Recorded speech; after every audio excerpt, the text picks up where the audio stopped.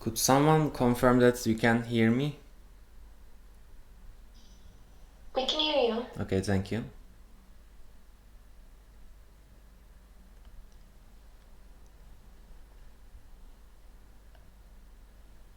So today we will start writing some SQL queries using Sqlite Studio. And if you didn't install Sqlite Studio, you can do so like this week. Again, you don't need to upload anything at the end. A good option would be to first like listen, and then you can try to replicate the things that we have done in your own free time. But you might as well like follow step by step. So for this lab, we again have the slides, but we are going to also write the SQL queries for this query question. So that link is also there, and we are going to work on an existing database. So if you download this lab3 Sqlite database, it is a lab3.db file, and you can open it using Sqlite Studio. So I'm going to run Sqlite Studio, and remember, with this we can create new databases, and we can also open existing databases. So that's what we are going to do now. So I'm going through database and add a database. Then I have this directory option. If I click on that, I will be able to choose that new file. So this is the one that we were talking. So I'm going to open it, and for the name it will be called lab3 on the list, but I can rename it if I have another file with the same name, for example. Then I will click on OK, and let's check this database. So let's say you download some database file and you don't know what's in it, what are the tables, etc. So under here we can check the tables and get some information about it. So if I start with the user table, I see that these are the columns for the user table. They are ID, name, surname, credit, status, date of birth, and city. And for the data types, I get information about what type of data I store in them. So I know that ID is numeric, for example. For date of birth, we are storing date type of objects. And if you check here, these are not nullable. So for these columns, I have to specify some value to create a new entry. So these are required fields. But if I check, for example, city is not required to create a new user. And I see that the primary key of the user is ID. And if I want to check the data, we have this data tab, and under here I can see that there are a bunch of users already inserted in the system.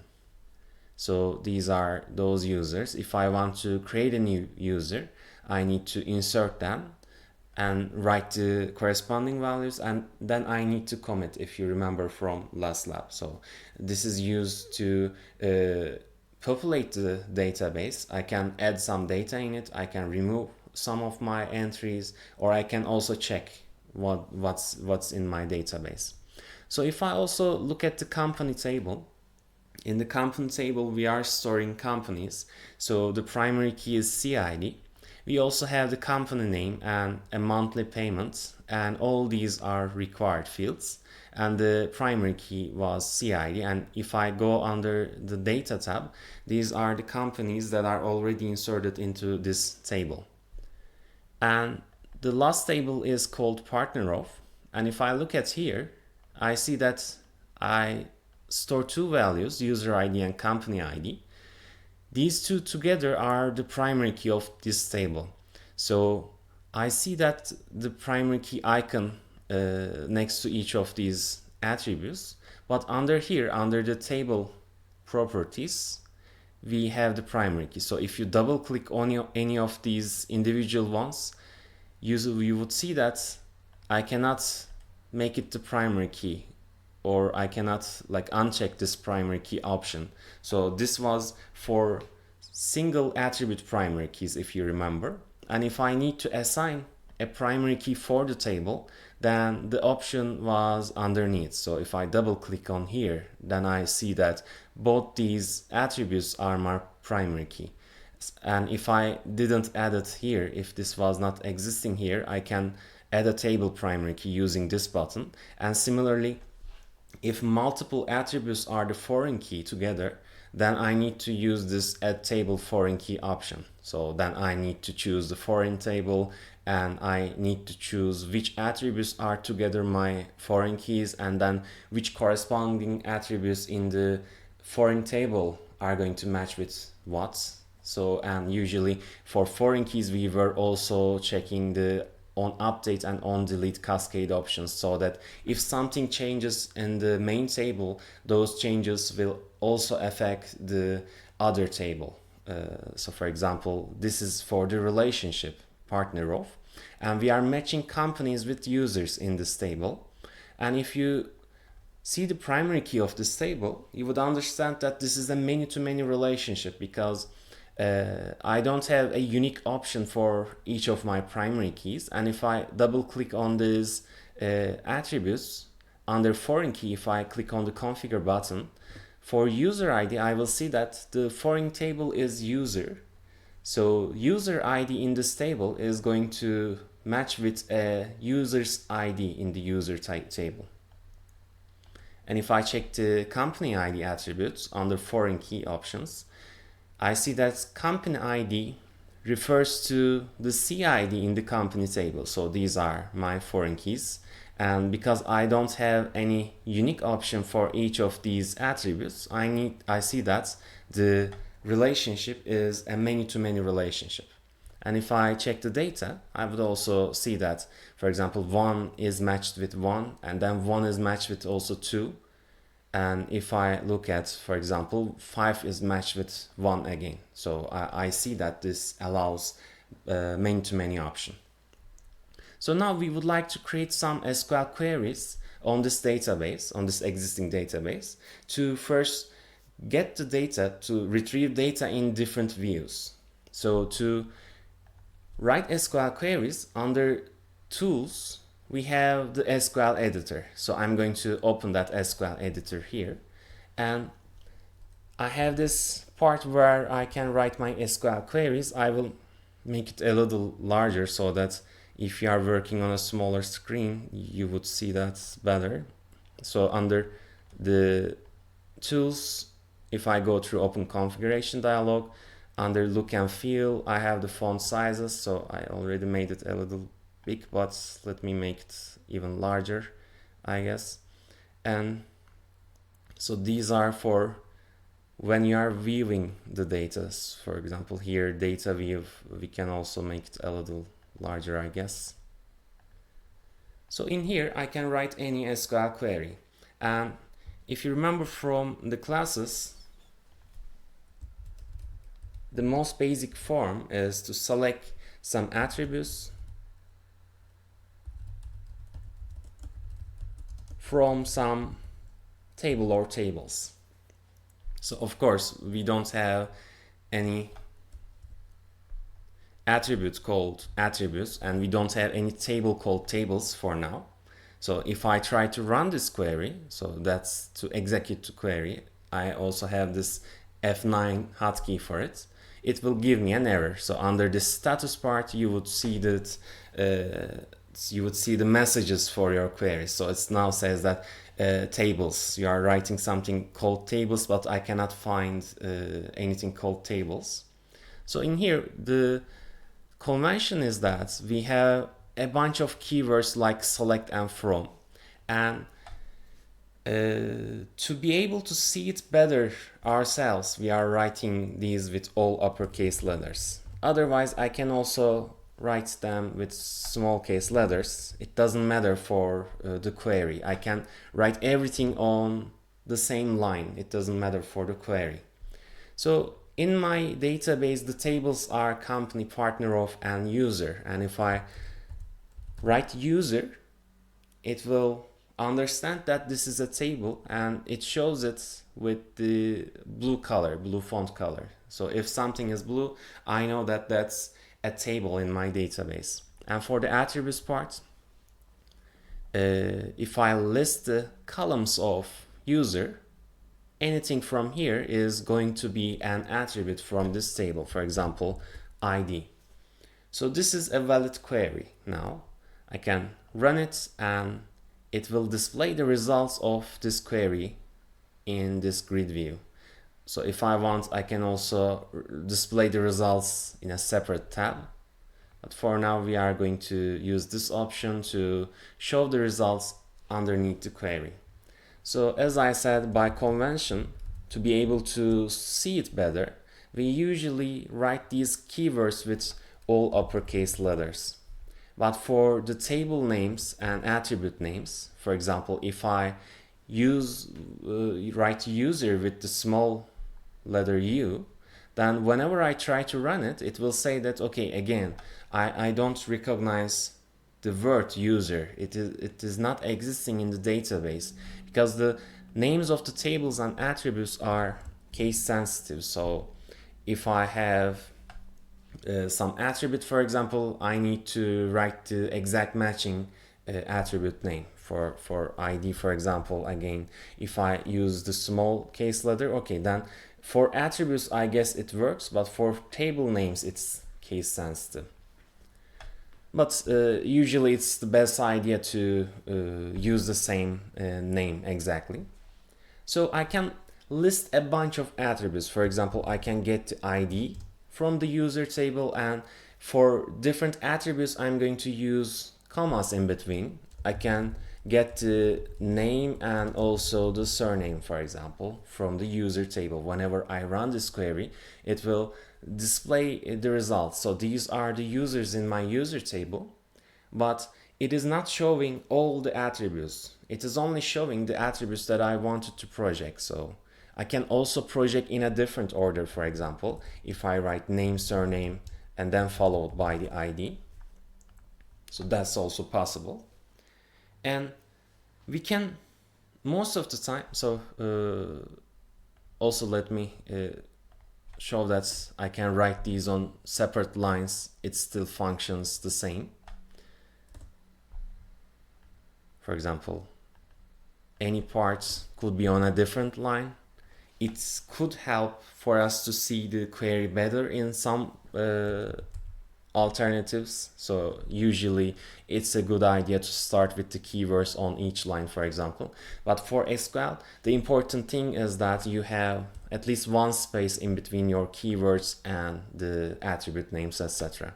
So I can have multiple space as well. SQL doesn't matter as long as I have at least one space in between these words.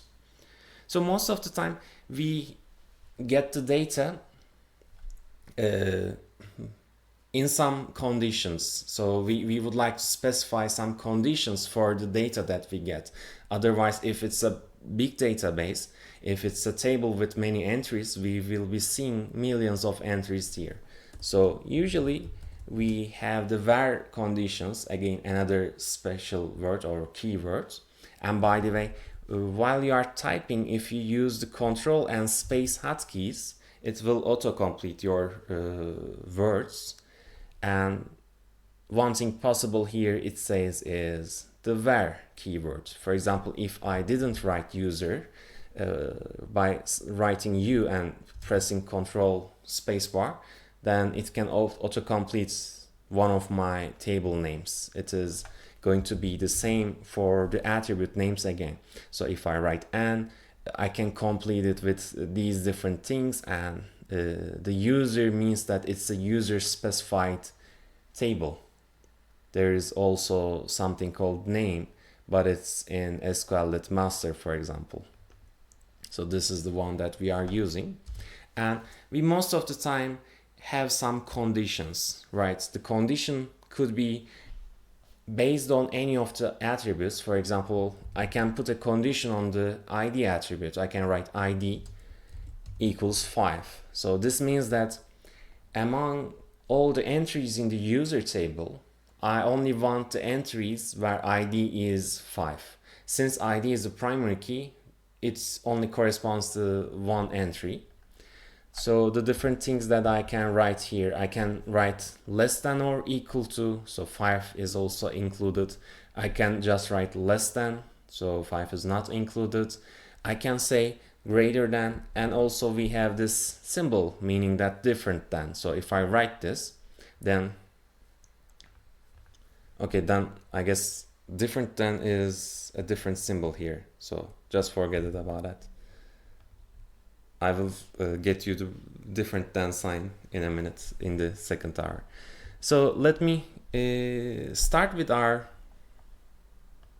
queries. So we can go through these queries and try to replicate them in our database. So the first one asks us to find name and credits of the users that have at least 400 credits.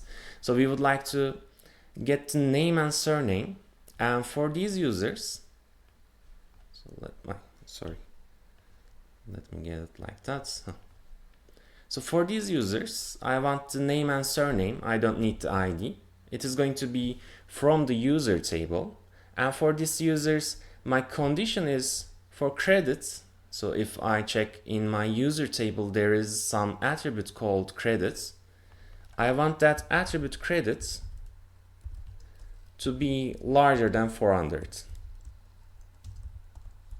So that's going to be my query. And if I run this, I will see the people who has credit more than 400. But to check it better, I can also include the credits column. So if I include the credit column, then I would see that, okay, for these users exactly, they have more credit than this given value. So this one is for the first one. Then we say that find name and find name and date of birth of the users that are born between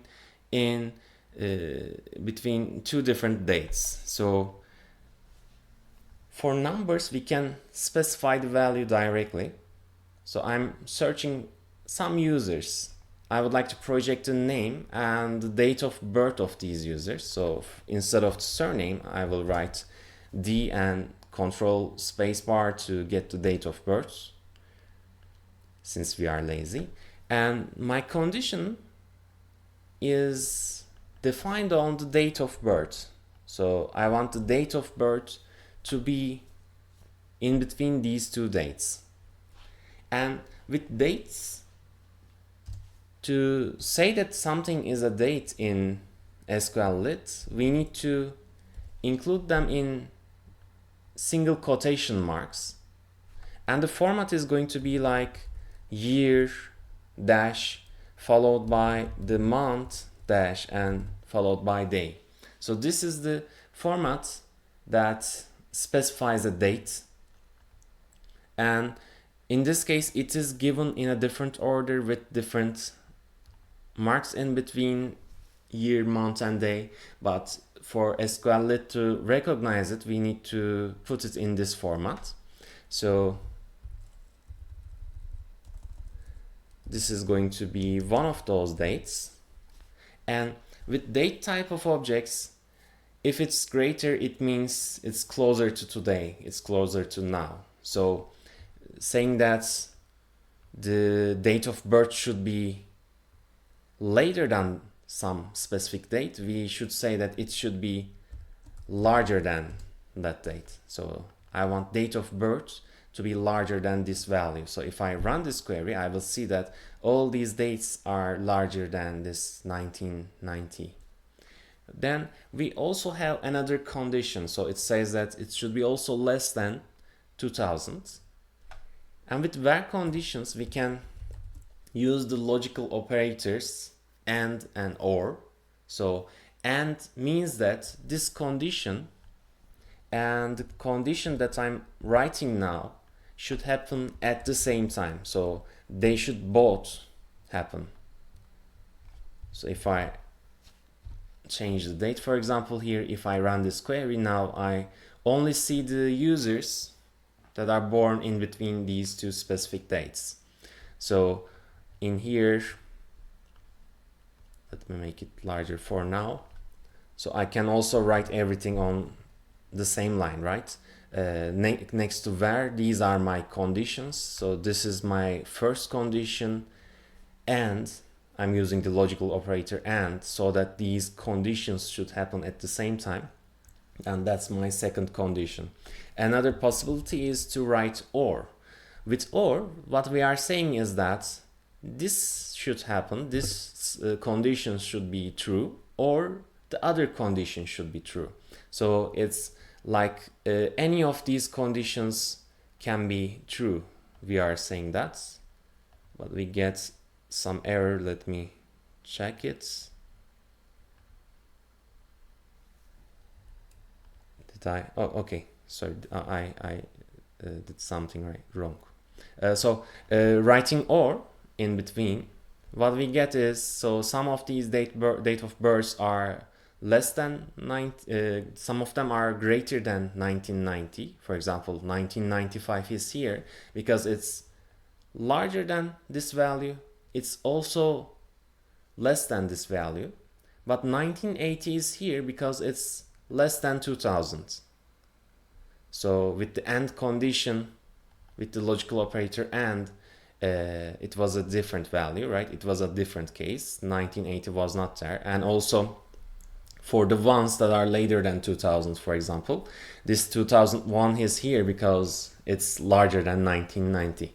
So the operator that we are using in between is important. So we can also mix and match with different values. We can use parentheses here, for example. Okay, some of them, let's say, should be in this range. So that's an AND condition in between 1995 and 2000. And I can combine this with an OR operation and specify two other different dates. For example, I can write here maybe 1990 and 1992, for example. So if I run this, now I would see that, okay, 1995 and 1997 are there because it's in this condition, right? It satisfies this condition because it's in between 2000 and 1995. But 1990, this Brandon is here because of the second condition, for example. So from this example, we should understand that we can mix and match the logical operators. We can use parentheses, for example. If I omit the parentheses, it will be a different case. So we are using the OR operator in between these whole statements. But if I omit the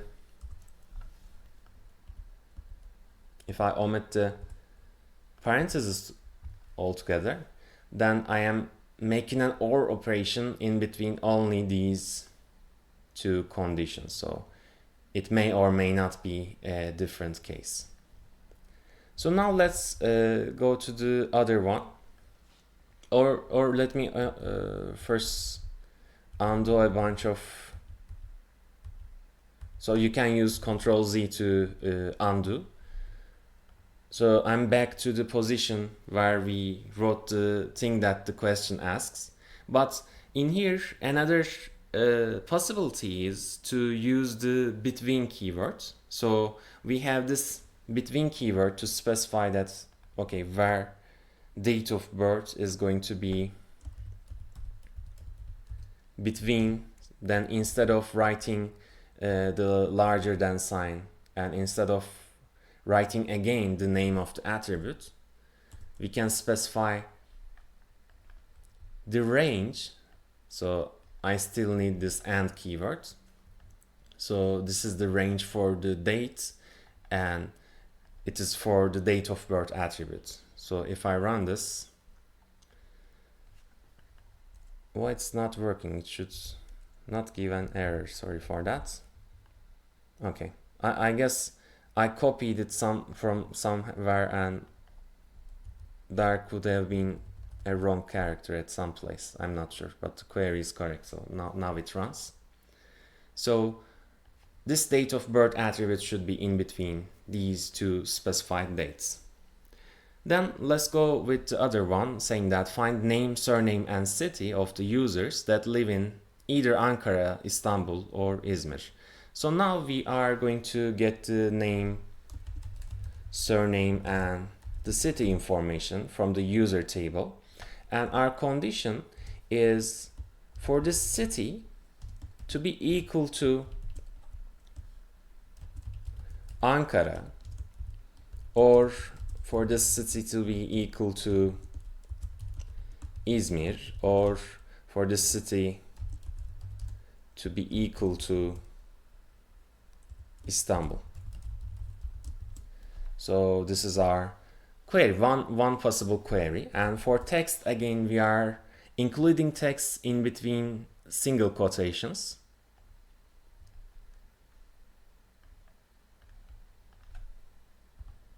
And one thing we need to, okay, the problem is interesting. Actually, I'm not sure. Maybe it's, now it works. I'm not sure. Okay, that should be a space then. So that's again, I think, about the weird character that I copied from somewhere, I guess. So we can say that, okay, city can be Ankara, city can be Izmir, city can be Istanbul, using different statements, and we can combine these statements using the OR keyword. So these are the users that we get. But there is a better way of doing this. We can use the keyword in, and then we can define a set of values. So this set of values is going to be Ankara, Izmir, and Istanbul in between parentheses, and we need to use the single quotations again. So whenever I run this, it is going to get the same value. So we define a set of values, and if my attribute is within those set of values, if it is equal to one of them, then it retrieves that entry. So in this case, it cannot be equal to multiple values at the same time. The city cannot be at the same time Ankara and Izmir, for example. And if I undo a bunch of times, so this was working because we used OR operations. If it was AND operations, the query is correct, so it runs. There is no problem. It finished. It says it displays some set of results, but that set of results is empty. No city can be equal to Ankara and Izmir and Istanbul at the same time. So that's one thing you should be careful. If you want to say that it should be among a set of values, you can combine them with the OR operations, or you can define a set of values in between parentheses, and then you just write the values there, so that if it is equal to at least one of them, it retrieves that data. So it says that find name and surname of the users without the city records. So sometimes we might need such information. Let's keep the city information here as well, so that we would see that. So my condition is now going to be city is null. So that's another keyword that we can use. So I want the city to be equal to null. That's what we are specifying that.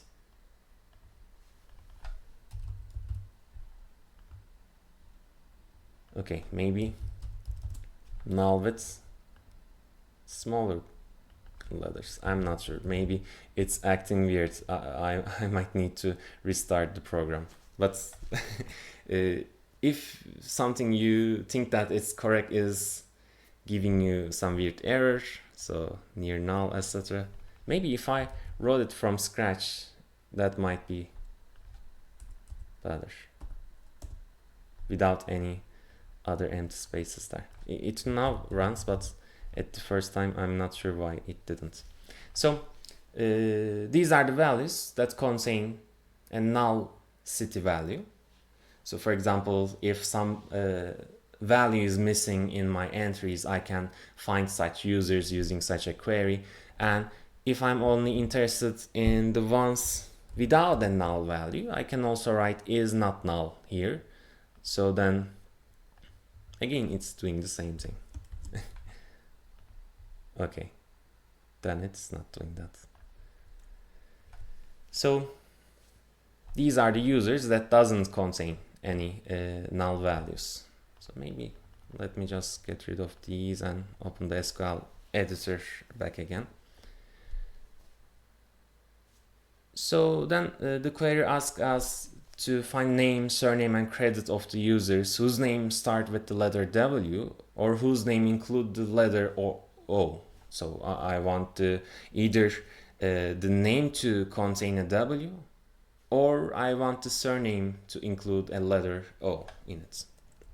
So we would like to select the name, surname, and credits.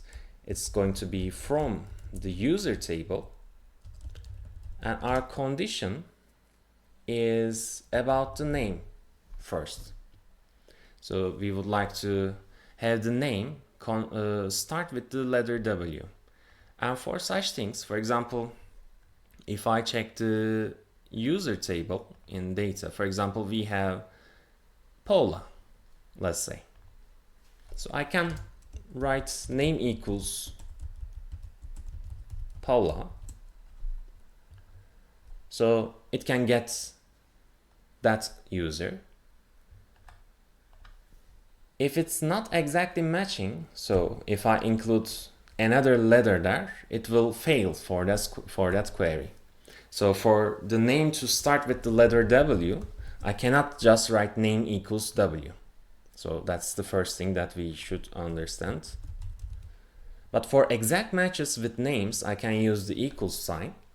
But usually for strings, for text, we are using the keyword called like. So if I run it, it's still doing the same thing. But if I use the keyword like, then I also have this option to use some special characters. So this special character, one of them is this percentage sign. If I include that, it means that the text that I write here can be followed by any number of any character.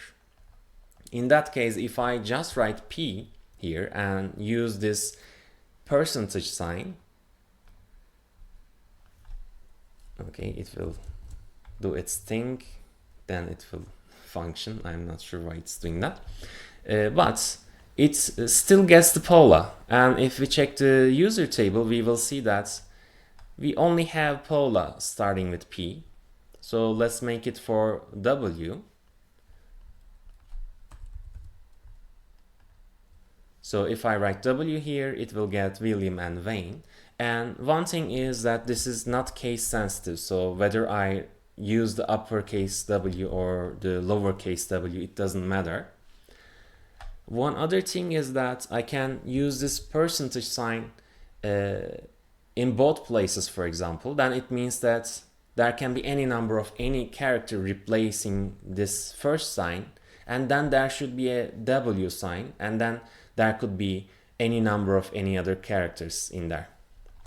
So it will do its thing, and then it will run. So if you use the symbol in both at the beginning and the ending parts, then you also get Andrew, for example, whose last letter is W. But the query was asking us to get the ones starting with W. We also have this OR condition, or we can get the ones that's surname include the letter O. So this time I specify an OR condition for the surname to be like percentage O percentage. So if I run this query, now some of the users are here because their surname contains a letter O in it. So for example, all these users, but William is here because his name starts with a letter W. So this is the query for that question. But to show what else we can do, there is also the underscore character. So it's as a single character, it's this one. I need to include it in a string. It can be replaced by only one character. For example, if I want to find the names that include 5 letters in it, I can write 5 underscore character. When I run this query, then I see the names that include 5 letters in it only. And I can mix and match these together. For example, I can say that, okay, I want the name to be start with the letter E, and then this name should contain at least 3 letters, because so I have E, and then this should be replaced with something, this should be replaced with something, and then any number of any character could follow, for example. But I guess this is not a good example for this database. Let's try to find a better one. For example, for Rex, actually, let's do it for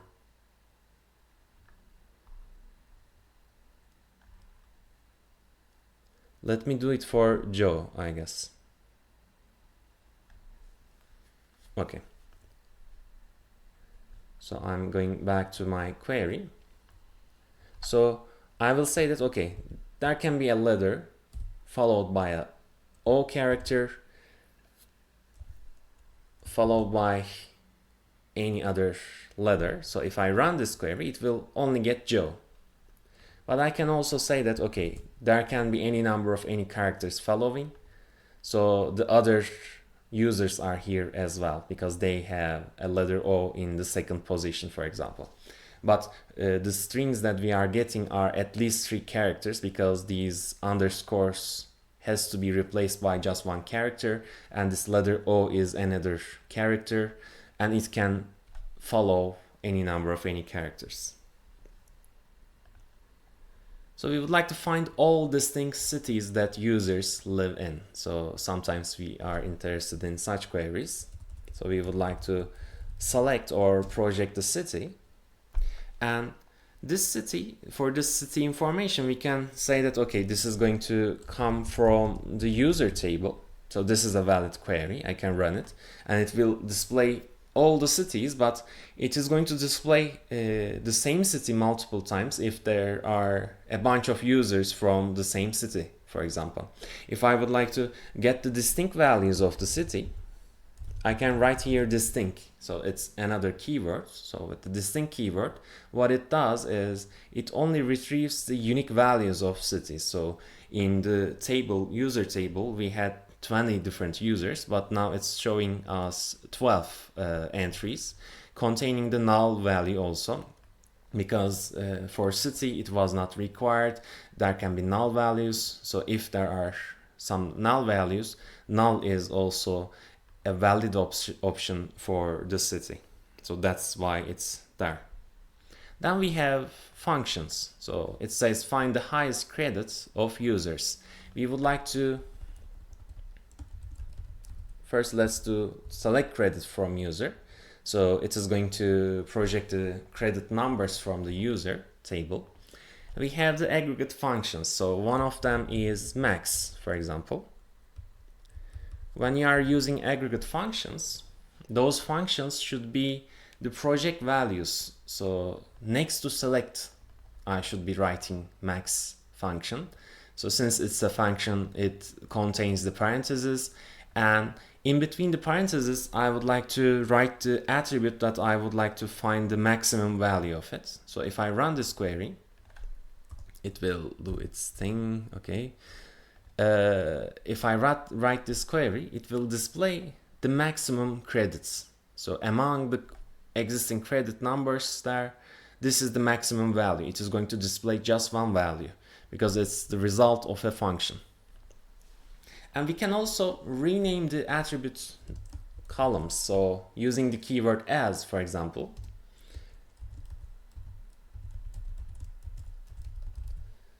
I can rename the column for this value. So for example, if I don't write the function, I can still rename what I'm projecting. So highest payment for a bunch of values is not actually a good thing, but if I'm retrieving just one value, I can name the column as highest payment, for example. So that's something we can do.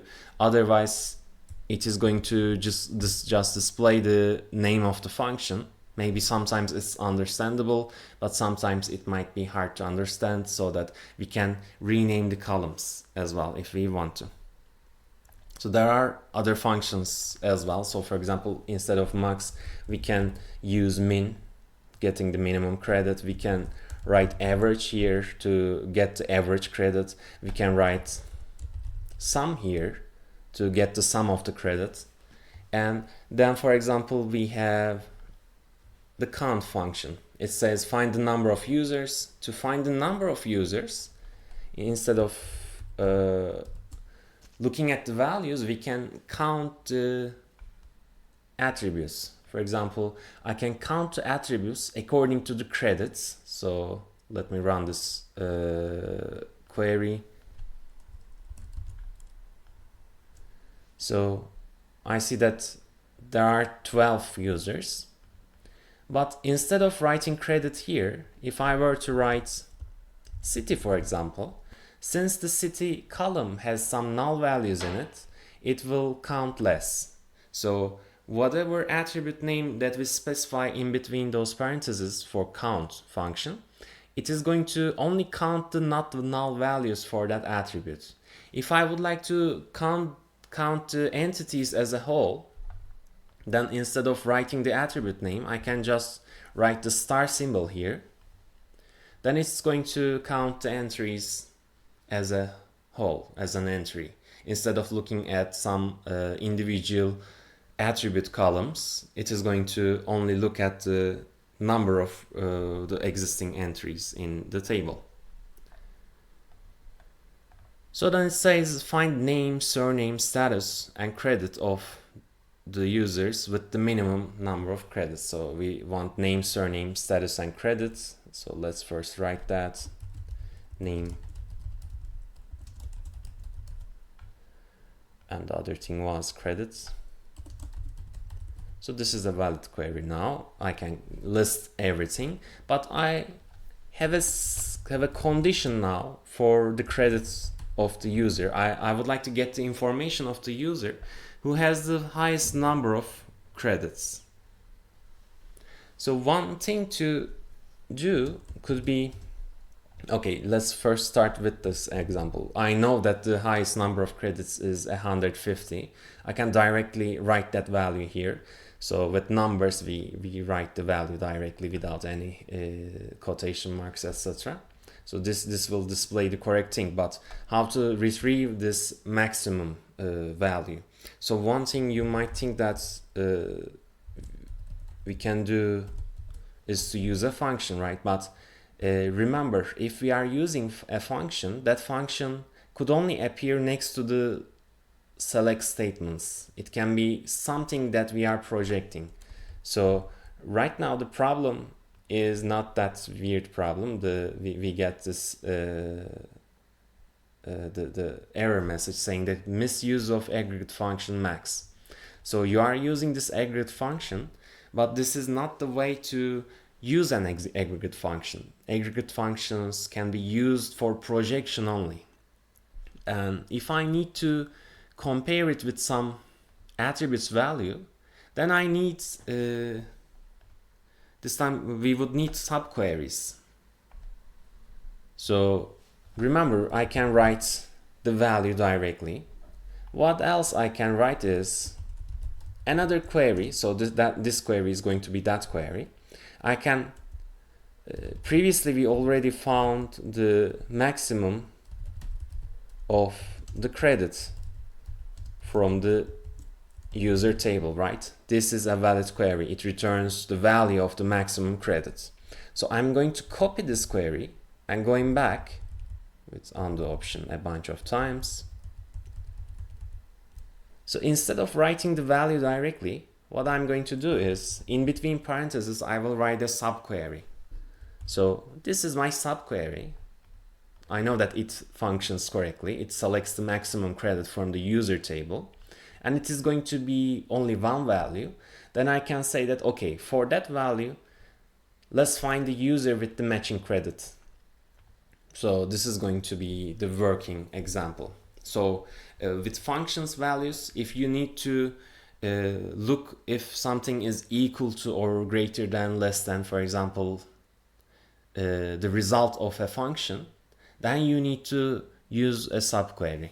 So for example, in here we can do different things. For example, let's say let's find the people who gets more than the average. Then I can write here larger than, and instead of the max function I can get the average of the credits. Then if I display this, so these are paid more than the average, and if I would like to know the average, then I need this subquery only. So I'm pasting that subquery.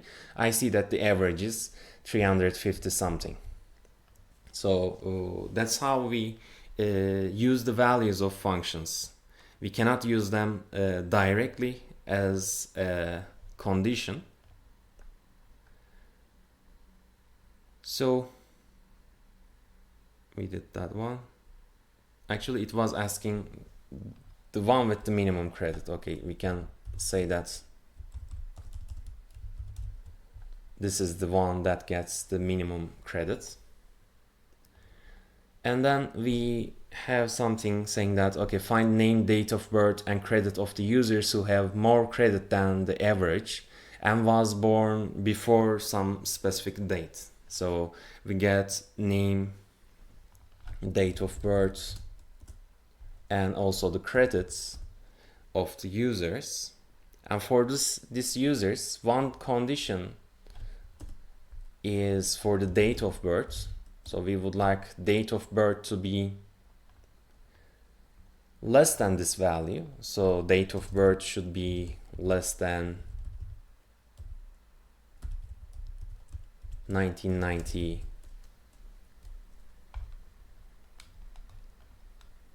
And so we need to use the logical operator and here.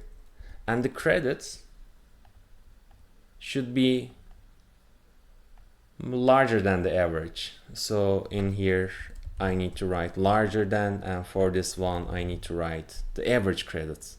So if I run this query now, these are getting more than the average and their date of birth is larger than this value. So if I lose this condition, for example, then hopefully it displays more users. So some of the users, for example, the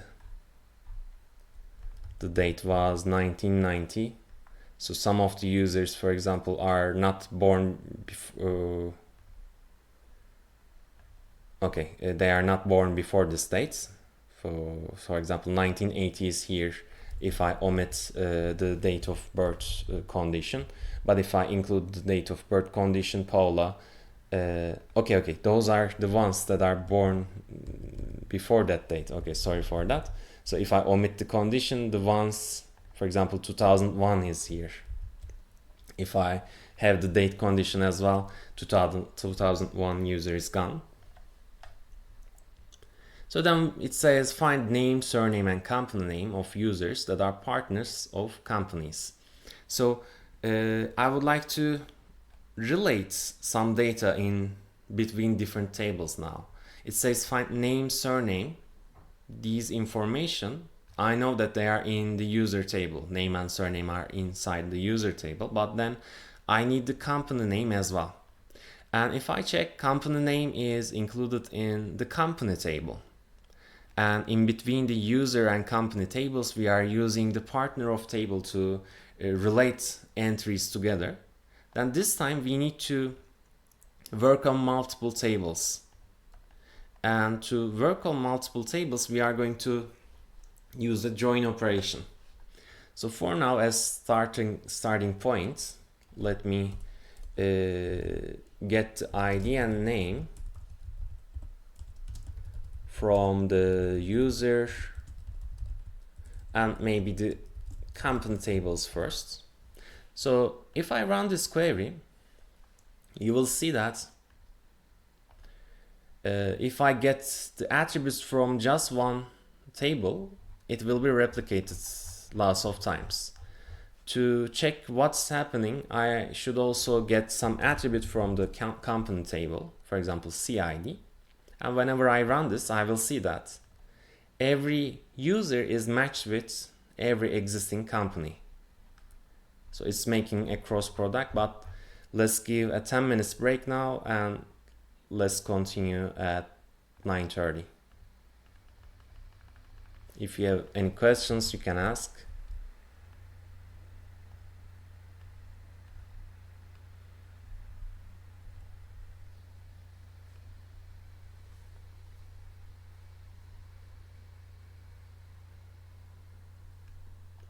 Okay, by the way, Ayche is saying that when we select some part of the code with the mouse, it tries to run only the selected part. Thank you for that.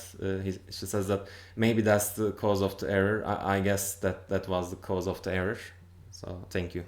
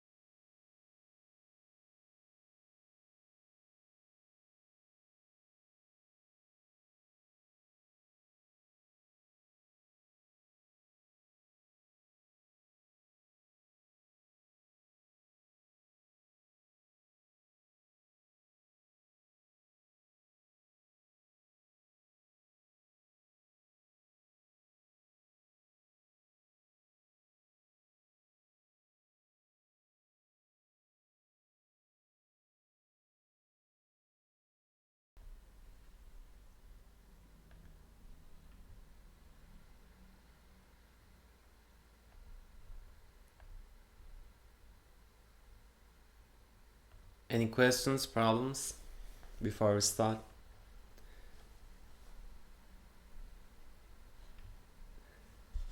So actually in the break, I guess Ayça solved our problem. So she says that if we choose some part of the query, I was choosing like without thinking, it only tries to run that part of the query. So then it says that, okay, if the query is just from, it will give us a syntax error, right? If the query is just writing from, it's going to say that, okay, near the word that you write as from, there's some problem, there's some syntax error, it says. So the problem was that, so whenever we don't select some part of the query, or if we choose the whole query, it runs fine. But if we are to like just include or select some part of the query and try to run, for example, in this one, it will give us an error because the CID is in the company table. If I don't include the company table, then there is a problem. And also the problem with the not equal to sign was the same thing as well. So for example, star means everything. So if I say project star, then it is going to project everything from the user table where, for example, ID is not equal to 5, for example. Then it will get all the users except for the one whose ID is equal to 5, for example. Again, with this one, I guess I selected the symbol to show it, and then there was a problem because if we try to just execute that part of the query, then it doesn't make sense. So thank you for that information. Now let's continue. So we were trying to get information from multiple tables. So in this case, we are interested in who is the partner of which company. So we can again write star here and say, okay, I would like to get the user table and also the company table, and let's project everything. So if I run such query, again, I'm doing the same thing, selecting, I should deselect everything.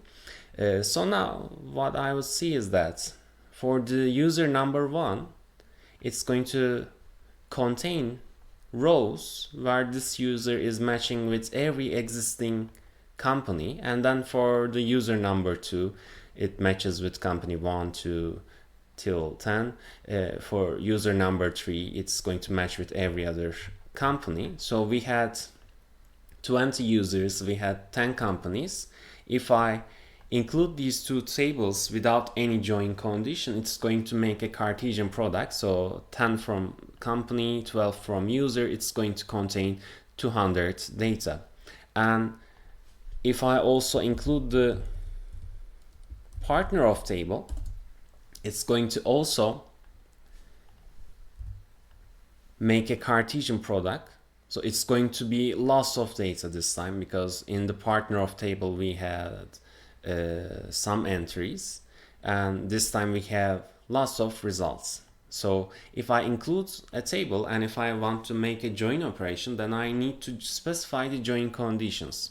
And our join conditions are specified on the foreign keys. So if I look at the partner of table, user ID is a foreign key to the user's ID. So user ID and ID should match. And if I'm going to check the results, so in this row, for example, since we are projecting everything here, this is actually some pages of data. So we have more than this information. So for such users, I want the ID to match with this user ID so that we are looking at the correct thing. So for example, if the ID of the user is not matching with the user ID of the partner of table, then these entries are actually not in my interest. I'm not looking for a Cartesian product because, so then I need to say that the ID column from the user table, it should match with the user ID column, and user ID column is inside the partner of table. Furthermore, I also want the CID of this company to match with the company ID. So I have a company ID in the partner of table, which is a foreign key that refers to the CID of the company, and I want my foreign keys to match with the foreign attributes. So in this case, user ID is the foreign key in partner of table, and the foreign table is the user table. The matching attribute is ID. I want them to match, and similarly for company ID and CID. If I run this query now, then I will only see the ones where this user is matching with this partner of entry, and that partner of entry is matching with the corresponding company entry. So this user is in fact a partner of this company. So the user William is a partner of 3 different companies, for example. The user Paula is again the partner of 3 different companies, but Brandon, for example, is only the partner of 1 company. But for the same company, we also have Wayne as a partner, for example. Then we don't need to project everything. The query was asking us to get name, surname, and company name. So we can write name, surname, and company name only. So this is our query. One thing, since the attribute names were unique, we were able to write it directly. But if the attribute IDs are not unique, we need to specify which table they are coming from. For example, if I write user.id, that means that this attribute is going to come from the user table, partner of. So user ID is coming from the partner of table. Again, similarly for the company ID, it's going to come from the company. It's going to come from the partner of table, and for the company, for the CID, it's going to come from the company table. And if you write the name of the table and if you put a dot there, it will display the possible attributes that you can use, for example. So this is again the same query, but we might need to specify the table names if the attribute names are the same. So that's one thing that you may need. For example, in the partner of table, if the column's name was ID, again for user's ID, then we need to write the name of the table, since we cannot have the same column names acting together. So now we would like to find username, company name, credit and monthly payment of the users that are partner of a company and have at least 500 credits. So we can make join operations again, but on top of that we can put more conditions. So for the join condition, we write it next to the where statement. So these two are making the join. So let me put the end part on the next line as well. So these 2 lines are there to make the join operation, and for each 2 of my tables that I include, for example, if I have 2 tables, I need to make 1 join operation. If I have 3 tables, if all of them are like related, then I need to make join operation in between each of these tables, following my ER diagram, for example. So for this one, I need the name, company name. So company name is there. I also need the credit and monthly payments. So in here, let's also get the credit and also the monthly payments. So if you use the control spacebar, when you start typing, it will autocomplete, and if there is only one option to autocomplete, it will like directly complete to that name. So if I run it now, it will display all the partner users and their credit and monthly payments. But we need to specify another condition. So for these partners, they should have at least 500 credits. So as another condition, with the AND logical operation, because we want to make the join, and at the same time the credit should be larger than 500. So then if we run it without, okay, this time I forgot to put the T there. Okay, if we run it, now we see less users, and for all these users the credit is larger than 500. And we can also put some conditions for the monthly payment, for example.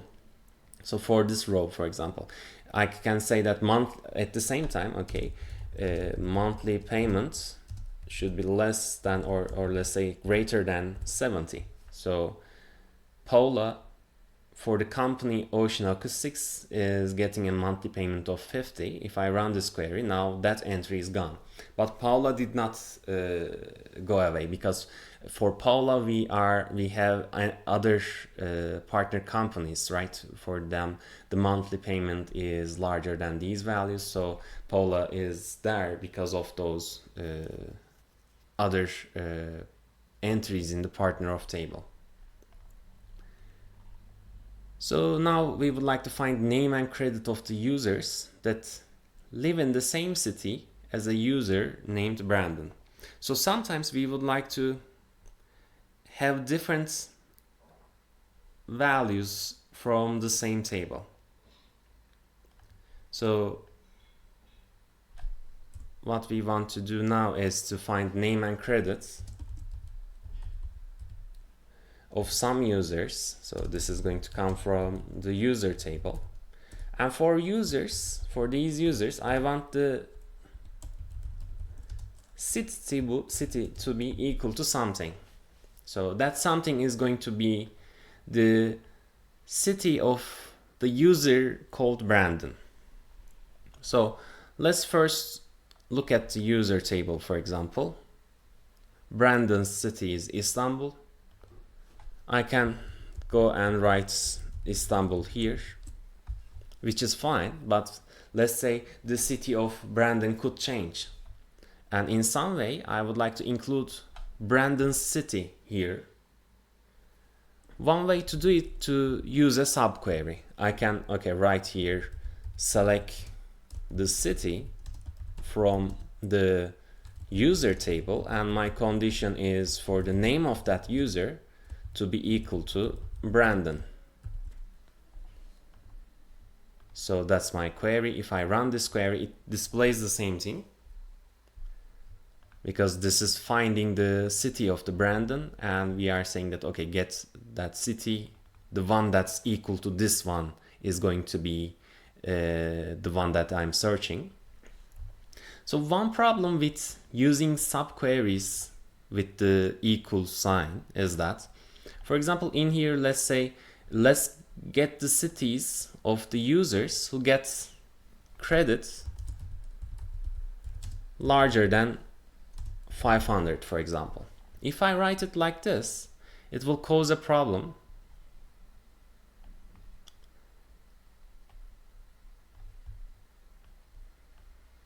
Actually, maybe let me first check this one. So for this subquery, what I see is actually multiple cities, right? So I see İzmir, Ankara, Istanbul, Manisa, Erzurum. Let me also get the city on this main query. So what I did was to select only this part of the subquery. So I see that there are some users that get more credit than 500 in these cities. But if I run the whole query, I only see the ones that are equal to İzmir. So the problem is that if I just use the equals sign, and if the subquery is returning more than one value, then it is going to only look for a match with the first one. So in this case, what I should write is the keyword in, then it will display if the city is in one of these results. So that's one detail. If the subquery is returning or may return more than one value, then using the keyword in is the better option. And going back with the case saying that, okay, this should be name equal to Brandon. Again, we might want to use the keyword in, because there could be more than one Brandon in our user table. It's not the case for this case, but it might change. So this is the better query to use in here. We also have a different option. So instead of including the city of Brandon as a subquery, the other option is to include two different instances of the user table. So I'm going to say, okay, from user table, get one instance, let's call it U1, and I'm going to also get another user table, and for that instance, I'm going to call it U2. So if I run this query, I wrote name and city only once, and I did not specify which table they are coming from. If I don't specify which table they are coming from, since I have two different instances of the user table, it's going to come from the first instance. But to be sure, I can specify, okay, this one is going to come from U1, and I can also project some values from the other table. So I can say, okay, these are coming from the U2 table. So writing like this, next to from, we were writing the tables. What I can write is, I can write this one. I can write, okay, get two instances of the user table. But then there's problem, right?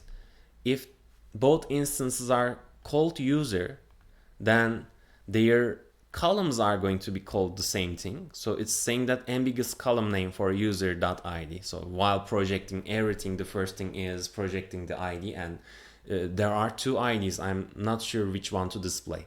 So if we are going to make a Cartesian product, so in the relational algebra examples, we were renaming the tables and making Cartesian product, and this is the same thing, but this time using the keyword as, we rename those tables. And for example, now if we project everything, there will be no problem, because these information for the first part are going to come from the table called U1. The other ones will come from a table called U2. But it's not displaying the exact information here if we just project everything. So we can say, okay, let's get the name from U1, the city from U1, and then let's get the name and city from U2 side. So for the other column names, so it includes this one symbol automatically, but we can again rename the columns as well. I can write like U1 name, for example, for this table's name, but we are not able to use the dash sign. I can use the underscore, for example.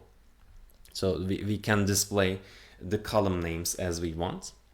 But in here, what we want to do is actually, after the Cartesian product, so let me just go back to without making a rename operation.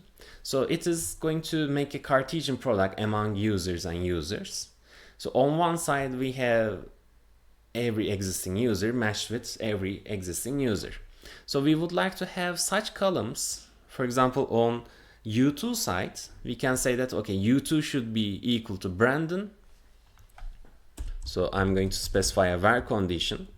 So U2.name, this one should be equal to Brandon. So that's my first condition. If I run this query, now on the right side, I always see Brandon. And for the city of Brandon, I always see Istanbul, for example. And then my second condition is going to be for U1.city to be equal to U2.city. So this is again another way of doing this. And from the U2 side, I don't need to display any information. I can just get the name and city for U1.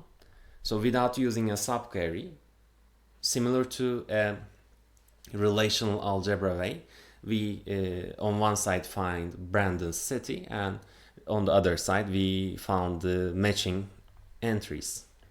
So now it says find number of users from each city, display the city name along with the count. So this time we are actually searching for some information about the groups of users. So it's saying find number of users from each city. So coming back to here, let's write another query. So for example, if I select city from the user table, this is what we get, the different instances of the cities, different cities. But if I include count with it,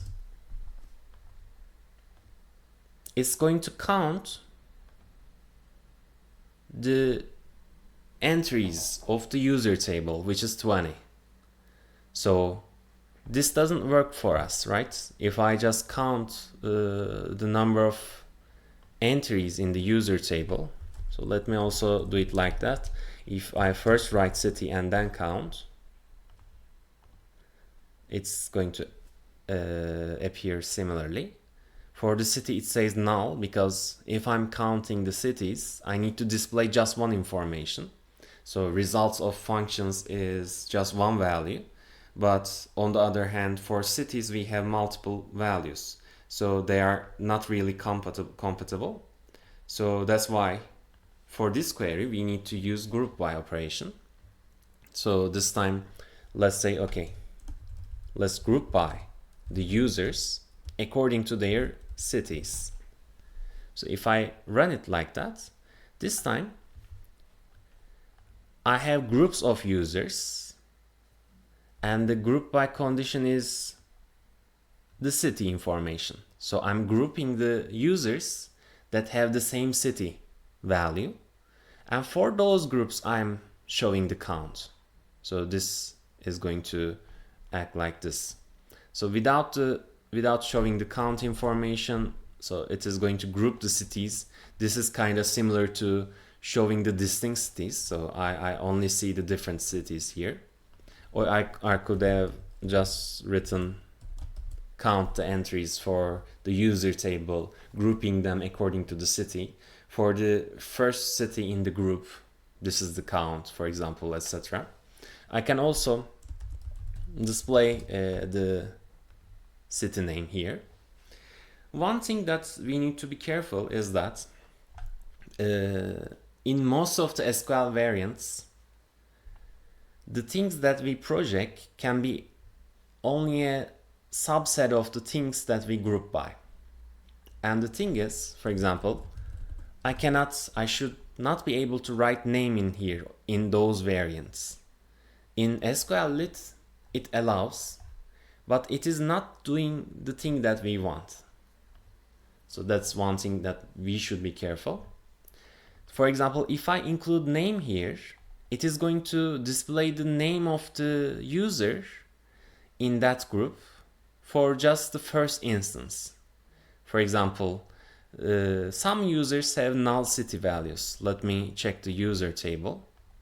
So for William, the city is null. For Floyd, the city is null. And for Scott, city is null.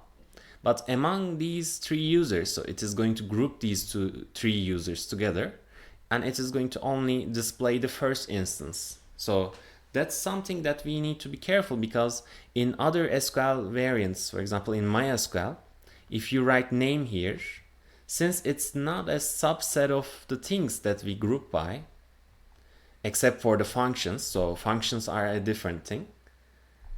Except for the functions, I have name and city.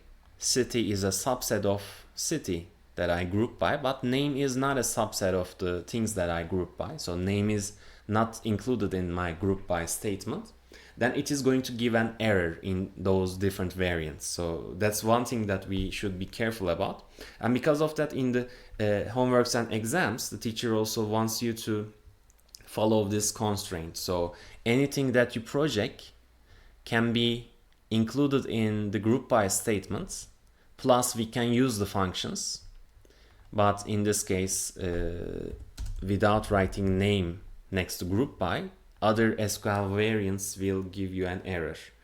But if you include the name there, it doesn't make much sense, because if you are grouping the users according to both city and name, then in each group there's only going to be one user, unless there are some users with the same name. So one problem with group by is that we use the group by operation when we are inspecting something about the groups.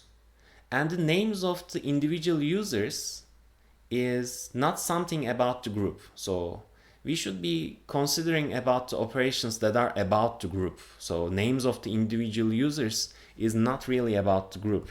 If we just wanted to display the name of the users, then there is no need to include a group by statement. And with the group by statement, we are, for example, counting how many instances of users from the same city, for example. So it says now find the number of partner users per company. Display the results along with the company name. So we need to find the number of partner users per company. Then we need to, again, have some information about these different tables. I remember we were writing the conditions like this. So I have the user table, the partner of table, and also the company table.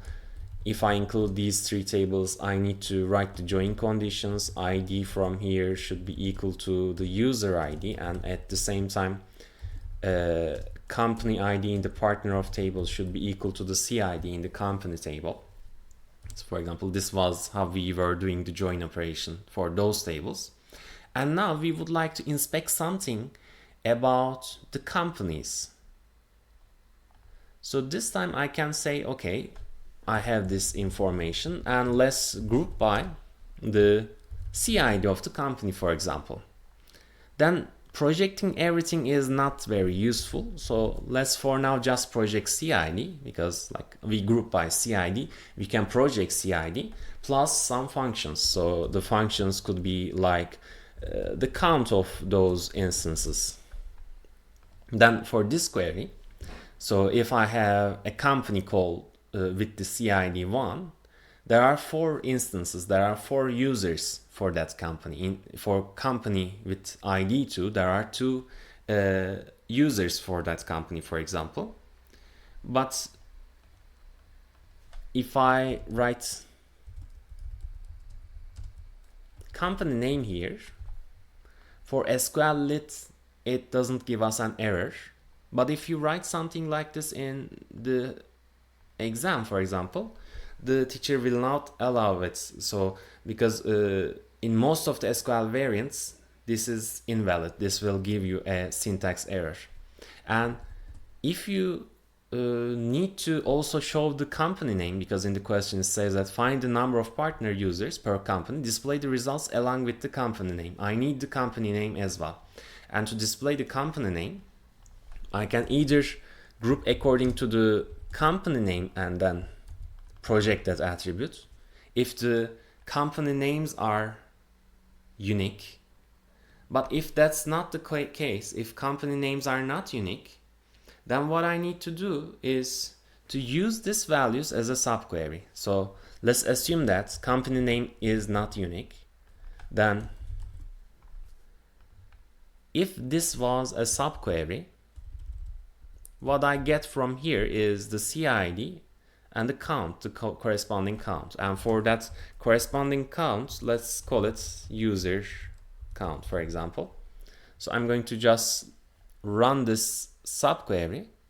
So on one column I have the company ID, and on the other column I have the number of users that are in that company.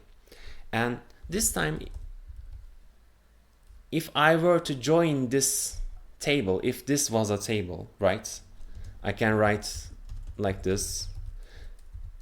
This is going to give me a set of results, and let me give a name to this set of results so that I can use it like a table. And here I'm going to write, select the company name and the user count.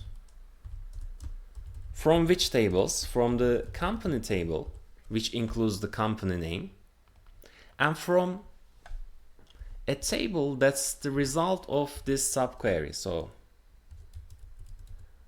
I'm going to indent so that it looks better, but the indentation doesn't matter for SQL. So Now if I run it now, it's going to make a Cartesian product among the company table and the table that I call as groups, which includes the CID and user count columns. So I need to make the join operation as well here. So my join condition is for the CID of the company to be matched with the CID that's included in the table called groups. So if I had a table called groups, I could easily write from company and groups and then specify the join condition in between these two tables. But I don't have a table called groups. And using a subquery here, which returns a set of results. A set of results is something like a table. And I call this groups. So groups include CID, so that I can join it with the company. And groups includes the user count, so I can project the user count. So if the company names are not unique, then this is the way to make the group by operation, count the number of users in each group, and display it along with the company name. If the company name was unique, then you can just write group by company name. And another option is going back, so removing all these groups still.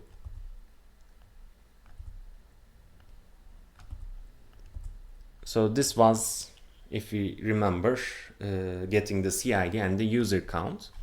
We can also include the company name here. And then, since this is among the things that we group by, we can also project it. So if there were some groups with the same name, for example, it's not the case right now, but if I go to the company table, look at the data, for example, this is called Prime Bank, and for the other one, I can also write Prime Bank. So I'm going to commit these changes, coming back to here. Without including CID here, if I just group by company name, then for the company called Prime Bank, there are 7 users. But if I undo these, and if I both group by CID and company name, and then for Prime Bank, I will have 2 different entries with different CIDs and with different user counts. So this is another way of doing that. If I need to also display the company name.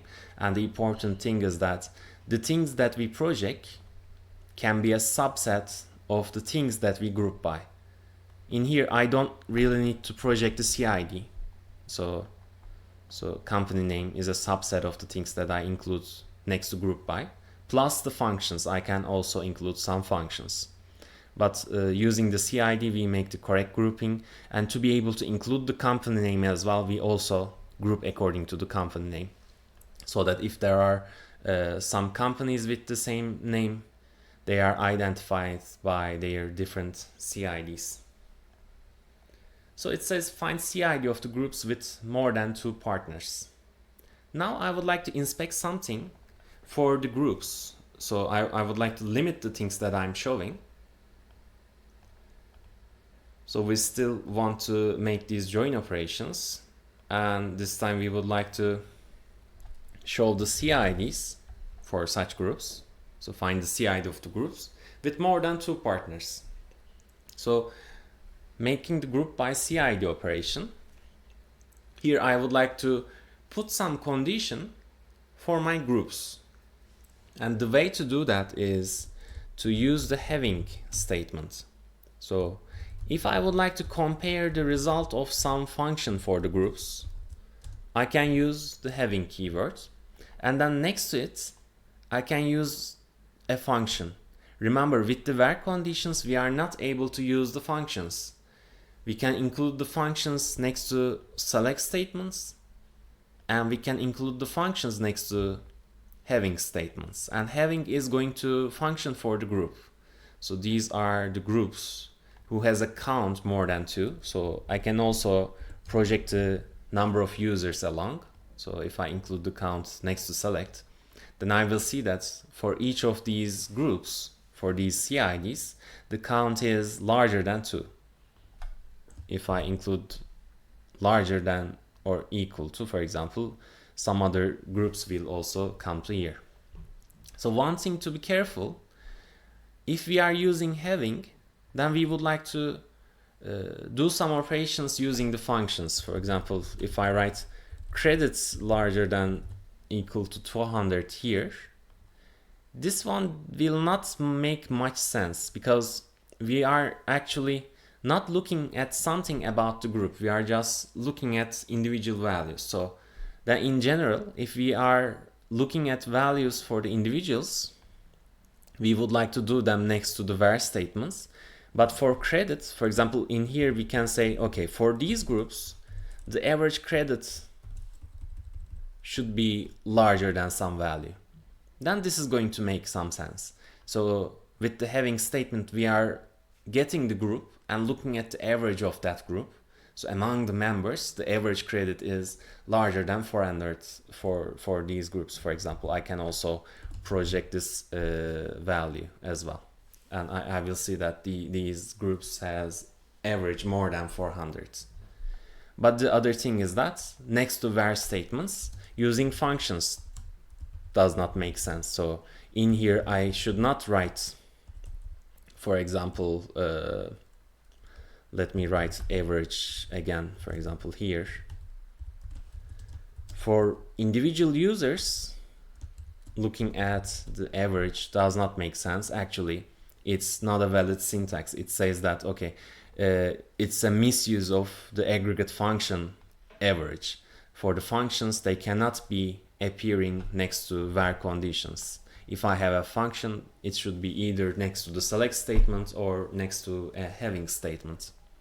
So let's continue. It says increase this time. We would like to not show, but update some value. It says increase the credit of the users that live in Ankara or Istanbul by 10. So now our query is going to modify some data in our table. So we are going to use an update query. We would like to update the user table, and we would like to increase the credit number by 10. So I can say, okay, credit is going to be equal to credit plus 10. So this is some valid query. Let me first look at the user table. So for example, these are the credits 300, 512, etc. If I run this query, it says, it doesn't display a result, but it says rows affected 20. So if I go back to my user table and check the data, I will see that for every user, I increase the credit amount. So for example, I have 310, 530, etc. So with update queries, what we do is to write updates, then a single table name, followed by set, and then which attribute I would like to set to what. So I can also write directly 10 here. It will set the credit amount of all users to 10.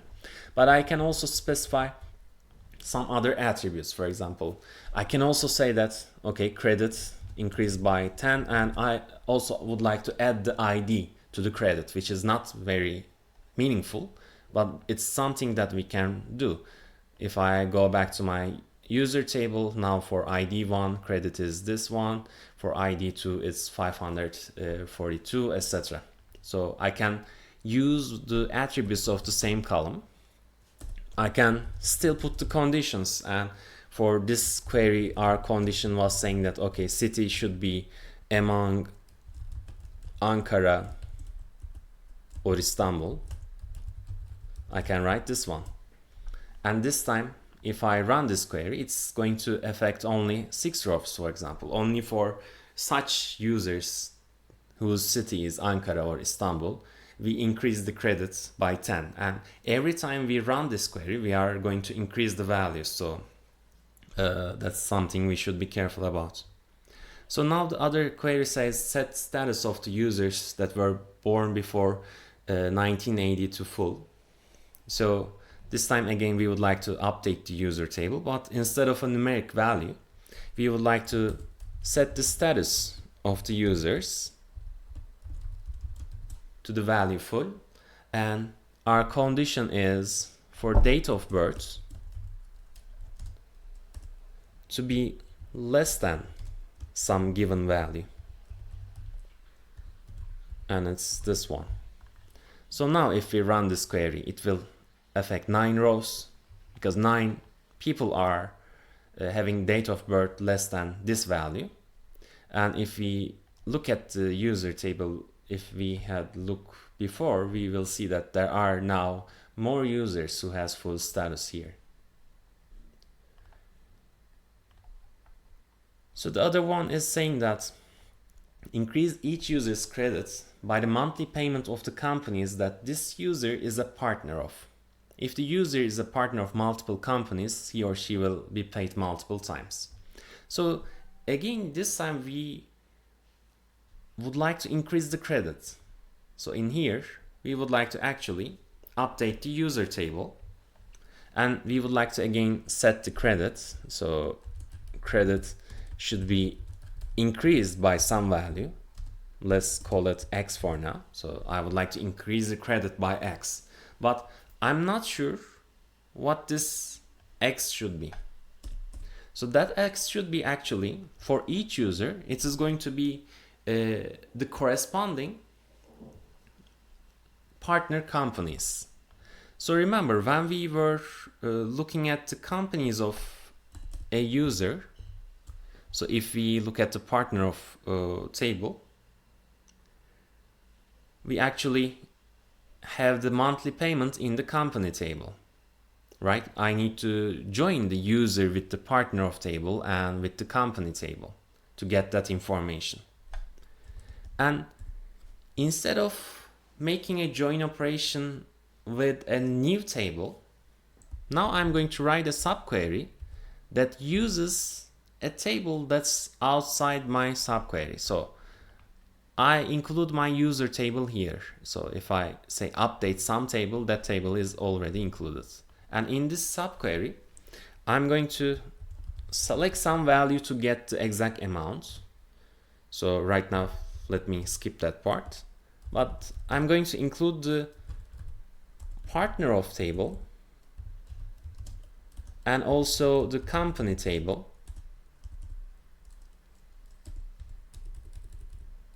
And I would like to join these two tables, right, with a var condition. So to join that, the CID from the company should be equal to the company ID from the partner of table. So that's one condition. But the other condition is going to be for this user table. So for the user table, let me write it exactly. I have an ID attribute, and that ID attribute is going to be actually equal to the user ID in partner of table. So I'm using a table that's outside my subquery, so that's possible. Instead of introducing a new table here, we are actually using this existing table. So then it is going to function for each of the users. So for a user, I'm going to increase the credit by the result of some function, and the result of that function is going to make a join operation using that specific user's ID. It's going to join it with the partner of table, and then it's going to join it with the company table. So in here, if I just write it explicitly, this is company CID and this is company ID from partner of table, and what we are getting here is going to be the monthly payment. But remember, for one user, there could be multiple partner companies. And in that case, we would like to increase it by the sum of all these companies' monthly payments. So in here, I'm going to write sum as well, because some users can be the partners of multiple companies. And then to increase the credit by just one value, I need to get the sum of those monthly payments. So if I put it like this as well, so this is my query, but one more thing is that for some users, we might have no partner companies because there is no total participation for the partner of relationship. And some users, for example, user number 19 is not in this table. And if I just try to run it like this, it will give us an error saying that not null constraint failed for user credit. So for some user, it tried to run this subquery, but since that user was not partner of any company, it failed. It returned a null value. And if I try to increase an existing value plus a null value, it is going to be a null value as well. So it tries to set the credit of such users who are not partners of any companies to null, which is not possible because we specified that credit is going to be a not null value. So for these users, I'm going to introduce another condition saying that, okay, we are looking at the, so to be specific, actually, I don't need to write user here because there is only one user table, but to show that where this is coming from to you, I'm going to write user.id. For these users I'm looking at, I want their ID to be appearing in the partner of table, otherwise they are not partner of anyone. So I'm going to get all the user IDs from the partner of table. So this subquery, if I just look at here, if I just run here, is going to show the users that are partners of at least one company. If they are the partners of multiple companies, they will be shown multiple times. But I see them at least once here. But for example, user number 19 is not included here. Then for the whole query, if I run the whole query, it will function. It says rows affected 16, for example. If I run it multiple times and if I check the user table again, I will see that some users are getting much more credit now. So now it says delete users with credit larger than 1000. So we can also have delete queries, and with delete queries we should be careful because there is no simple undo option for the operations that we do on the database. For example, I can say, okay, delete from the user table, and if this is my query, if I run it, it will delete all the users, which is maybe not something that I would like to do. I would like to delete the ones only that are paid more than 1000, for example. And now, since we have many users paid more than 1000, let's increase the bound, for example, to this value. So now let's run this query. And I guess I wrote credit wrong. Oh, sorry. The problem is this is a var condition, right? So from the user table, I'm deleting, but for these users, I have some var condition. So if I run this now, it says, okay, I just deleted 12 rows. But if I try to use it again, no user is paid larger than this value. So after that, actually we are left with only the users who have credit less than 1500, and I need to refresh this, right, to see those users, and I see that like there are now only 17 users. Actually, I guess I thought we deleted more. Let me just reopen the user table maybe. Okay, these are fine. Okay, so those are the ones who are paid more than 1500. So with delete queries as well, I can have like many other conditions. I can combine them using and or logical operators. And one final thing is that insertion. So we would like to insert some new rows to our table. And in this case, for example, we would like to insert a new user with this following information, for example. The information of the user is given to us. So then our query is going to be like this. Maybe I can like get the slides for that. We are left with only a minute. So When we would like to insert a new user, the query is this one. We write insert into the table name and then followed by the values, and the values should have the correct format, like if it's a RAM number, we just write the number. If it's a text, we should like specify that text. Actually, this is hard to copy, I guess.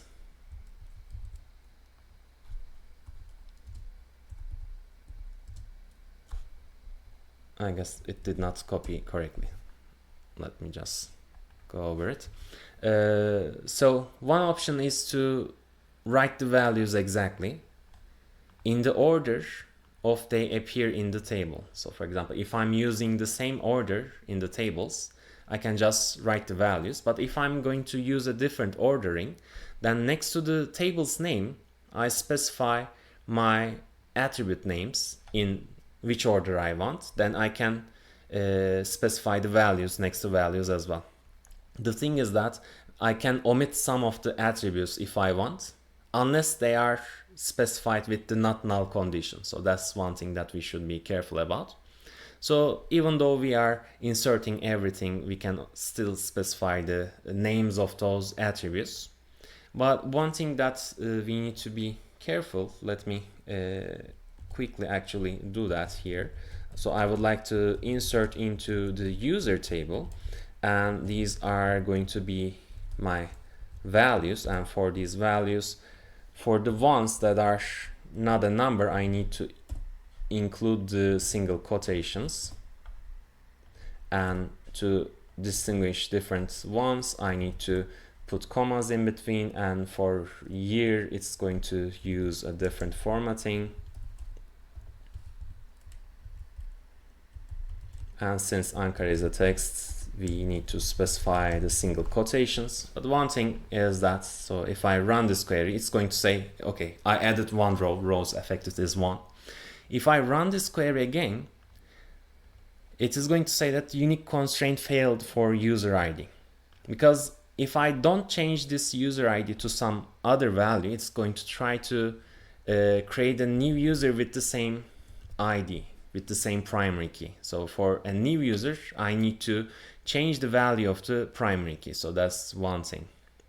So if I go into my user table under data part, I will see that whenever you open this table, so new entries are here. For example, if I wanted to omit the city information, so if I just delete Ankara from here and write null instead, so the primary key should be a different one, 23 maybe, then I can insert null values using this as well. So if I don't know the city of this new entry, for example, I can specify it as null. And the other thing was that we can also specify the order of the columns, for example. Let me get it quickly from here. So these are the order of my attributes, and for example, we can give them in a different order. So right now it's not matching. So John followed by the ID, for example, and then the surname. So then comes the date of birth. So that's to give a different ordering to our values. So if you have any questions you might ask, that's the end of it. And we have these slides on the website as well. So these are containing the solutions as well. So if you don't have any questions, that's it for today. See you later.